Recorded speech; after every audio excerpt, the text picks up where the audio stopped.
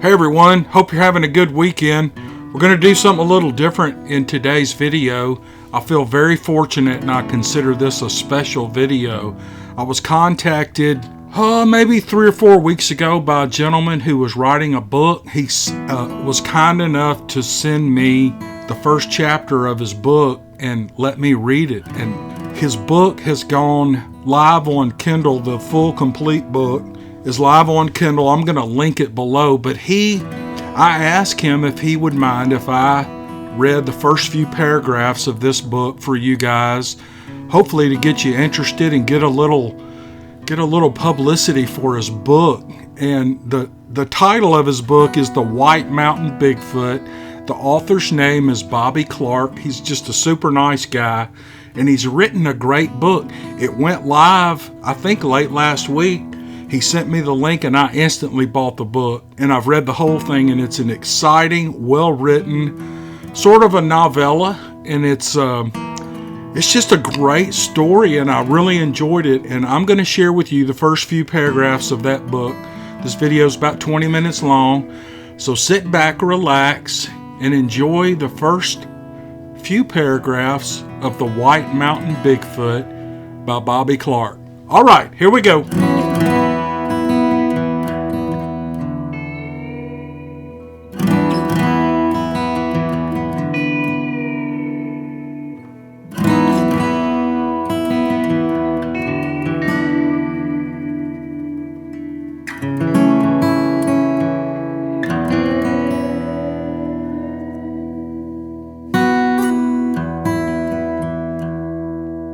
Chapter 1. The heat waves rose from the desert floor in waves as I rode along, sweat staining my shirt.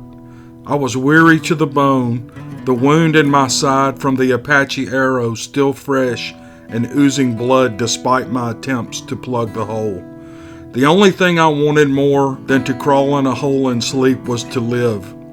The dust trail, no more than 2 miles back, was evidence that despite my best efforts, Lone Wolf and his band of renegade warriors were still on my trail. The slosh of water in my canteen was a painful reminder of just how little water I had, and it was still 20 miles until the nearest water that I knew of. I stopped in the partial shade of a boulder and sponged Blackie's nostrils out with my handkerchief. I was a day and a half out of a small mining town of Oracle, Arizona, when the arrow hit me from behind, low down on my right side.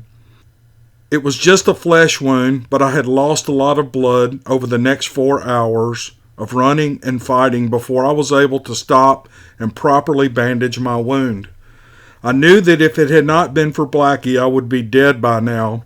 Blackie was a 3-year-old Appaloosa that I had traded for a little over a year ago from an old Navajo horse breeder, the best horse I ever had.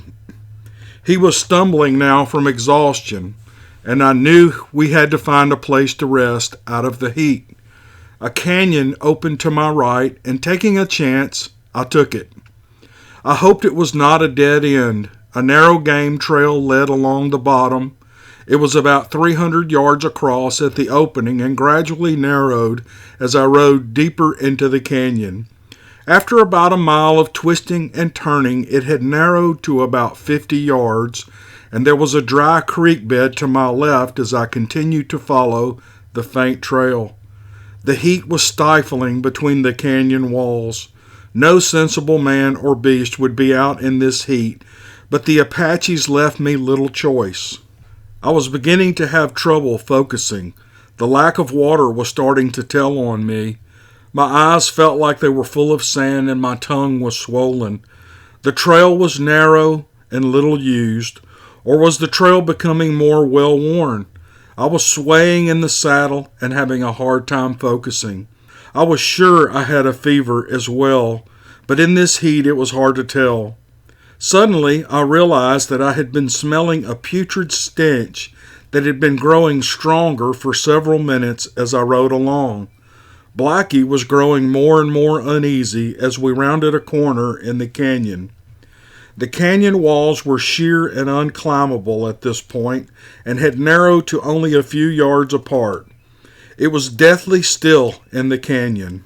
Not the slightest hint of a breeze. The trail had become a mere ledge hugging tightly to the canyon wall on my right. And to my left, the dry creek bed was 100 feet below, and my left stirrup was hanging over the edge of the trail while my right rubbed the red canyon wall. I had a feeling like someone had just stepped on my grave. I wanted to turn around and leave, but even if the Apaches had not been behind me, there was nowhere to turn around. Blackie snorted uneasily as he gingerly continued up the trail that was growing steeper.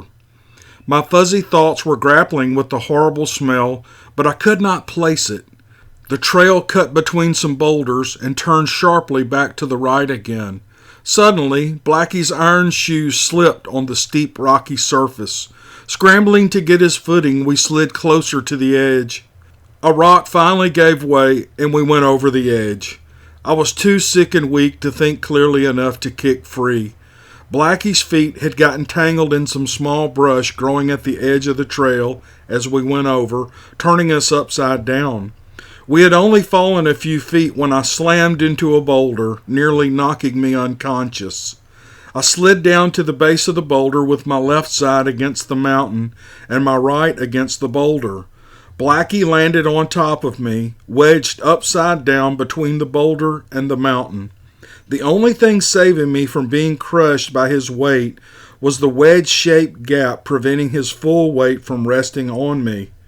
He was thrashing and kicking and trying to free himself, but was only sliding further down into the crack with each kick. The weight on my chest was so great that I could barely breathe, and I was sure that the saddle horn had broken some ribs. The pain was nearly unbearable as Blackie continued to struggle, trying to free himself. The saddle horn grinding into my chest with each futile kick Blackie made. I was about to black out from the pain and the inability to breathe when a shadow appeared above me. The stench was so great that it made the already difficult job of breathing even harder. I was sure that I was going to die. If not from the weight of the horse, then from the Apaches that I thought had caught up with me. I tried to reach my gun, but my arms were pinned at my sides. Suddenly, Blackie stopped struggling. I became aware of a deep guttural grunt.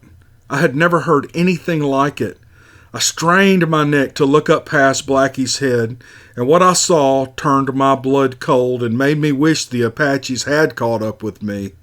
The face was human in a way, but much larger, with deep-set black eyes under a massive, sloping forehead. A short, flat nose, a huge mouth with yellowed teeth.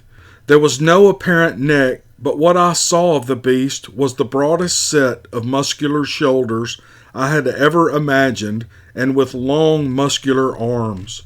The beast was massive, covered in 2-inch long, coarse black hair, except for its face and its hands. He stood there looking at me as I looked back. Suddenly, I realized there was a second beast. The beast grunted once more and then reached down and wrapped its massive hands around Blackie's 2 front legs and began lifting. As the weight lifted off of me, I took a huge shuddering breath, immediately regretting it from the burst of pain in my chest and from my broken ribs. As Blackie was lifted free, I realized the second beast had lifted Blackie by his hind legs. Blackie was set on the trail where I heard him scramble to his feet. I lay there stunned, wondering if my fever was causing me to hallucinate or if this was even real. Suddenly, the first beast returned to the edge and looked down at me. I lay there, too stunned to hurt. The beast jumped down next to me and gently lifted me like a small child. Straightening, he handed me up to the second beast that I recognized as a female. Blackie was standing on the trail, trembling but apparently unhurt. The female was holding me like a small child and began walking up the trail, while the male led Blackie along behind. Somewhere along about there I must have passed out, because when I awoke next, it was pitch dark, and I was laying on what seemed to be a pile of animal skins. I lay there, unmoving, trying to get my bearings. As the memories flooded back, I was sure I had been dreaming. I must still be dreaming. There was no way what I had seen was real. Suddenly I heard a noise. Turning my head to my left, I saw a sliver of light. It must be coming from under a curtain of some sort. The curtain moved, and I realized I had not been dreaming. The silhouette of a slightly smaller female was framed in the opening against the light of a small fire. I was in a cave of sorts. I had no idea how long I had been there. The female hooked the curtain over a stick that was stuck in the crack in the wall. She came in and stood there staring down at me. It was too dark to see her expression. I lay there wondering what was next. I was afraid to move. She reached over and took my canteen off the ledge on the wall and offered it to me. Suddenly realizing how thirsty I was, I carefully accepted it. To my amazement, the canteen was full. I had no idea where the beast had filled it. So far as I knew, there were still 20 miles from the nearest water. At this point, I was not complaining. I was just grateful for the water. I drank my fill and then lay back and rested. I must have dozed off because when I woke next, there was a little bit of natural light coming into the outer room. I tried to roll over and sit up, but the pain in my chest stopped me, as did the pain in my left leg. Gingerly, I felt of my leg. There were 2 splints, one on each side below my knee, and tied in place by rawhide strings. So I had broken a leg as well. It seemed to be a good job of setting the bone. I lay there wondering what was going to happen next. I was starving. It had been 2 days. Well, it had been 2 days since I had eaten before Blackie had fallen on me. I was not sure how long I had been here. I began dragging myself across the cave floor towards the fire. The beasts were there, and there was a young one. The young one appeared to be a teenager and was about my size. I stand 6 feet in my socks when I have any. I drug myself a little further into the room. There was a second, much smaller beast that was only a youngster asleep on a deer hide against the wall. They just sat there watching me curiously. I took in the room, sizing it up. What I could see of it was about 30 feet wide and twice that long. The ceiling was about 12 feet high and blackened by many fires. There were pictures painted on the walls, some crude and apparently done with charcoal. Others were quite good and of several different colors. There was a decent supply of firewood against the wall. No sign of an axe or saw marks. The larger pieces were about the size of my calf and appeared to be broken to length.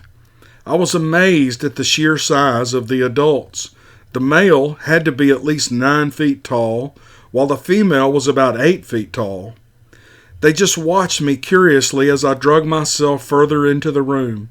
It was then that I noticed, hanging from a sharpened stick driven into a crack in the wall, a freshly killed skinned deer carcass. My stomach was trying to tell me that it thought my throat had been cut in the fall. I felt at my side and realized that my knife was still in its sheath, as was my gun. Still, the beast had not made a move. They just sat watching me, deciding that I was going to die from starvation if I did not do something. I pointed at the deer and asked, "Can I have some?" The beasts just looked at me. I grunted and pointed again at the deer. Again, they just looked at me. I began slowly dragging myself across the cave floor towards the deer carcass. I had to stop and rest twice before making it the 15 feet or so across the floor to where the deer was hanging. I took out my knife, I was too weak to stand, and cut off a large piece. Impaling it on my knife blade, I began dragging myself back across the floor towards the fire. Almost too hungry to wait, but not yet hungry enough to eat raw flesh, I began roasting the meat over the fire. The beasts still just sat there watching me. My leg was throbbing, and my chest hurt every time I took a breath. I was beginning to feel many more bruises and sore spots than I had originally thought I had. But the only serious ones were the leg and chest. Suddenly remembering the wound in my side, I pulled my shirt up to take a look. There was a strange bandage made from animal skins and some type of herbal poultice on the wound. The redness that had surrounded it was much better, and it did not hurt as bad. The smell of the roasting meat was too much for me. It burned my mouth eating the half-cooked meat. Still, the beast just sat there against the wall watching me curiously as I ate. Finished with the meat, I was exhausted. I was still hungry and felt much better, but I did not have the strength to go back for more. I looked towards my bed in the back room, and I knew I did not have the strength to get there either. I laid my head down on my outstretched arm, trying to get comfortable on the hard, cold floor. The large male got up and carefully picked me up and carried me back to my bed. I was almost immediately asleep. When I awakened again, it was almost completely dark in the room. Looking towards the fire, I could see a few glowing embers. There were snoring sounds coming from somewhere deeper in the cave. I lay there thinking about what a strange situation I was in. I had heard of stories of the big people as a kid, but I never believed them. I must have fallen asleep again because when I awoke, the next fire was blazing, and I could hear what sounded like an armful of firewood being dropped against the wall. I took a long drink from my refilled canteen and began the long crawl back to the deer hanging on the wall.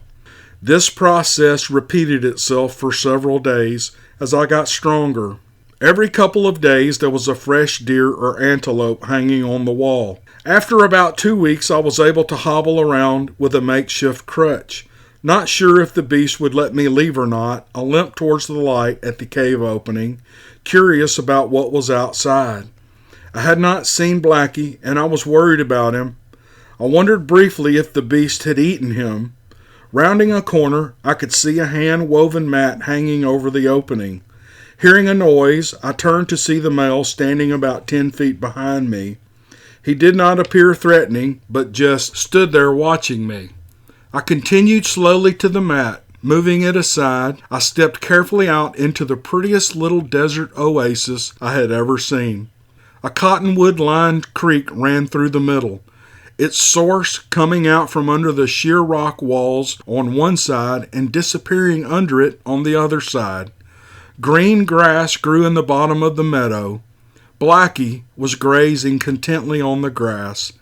There were about 40 acres that I could see, and there were about 100 head of mixed deer and antelope grazing on the meadow grass.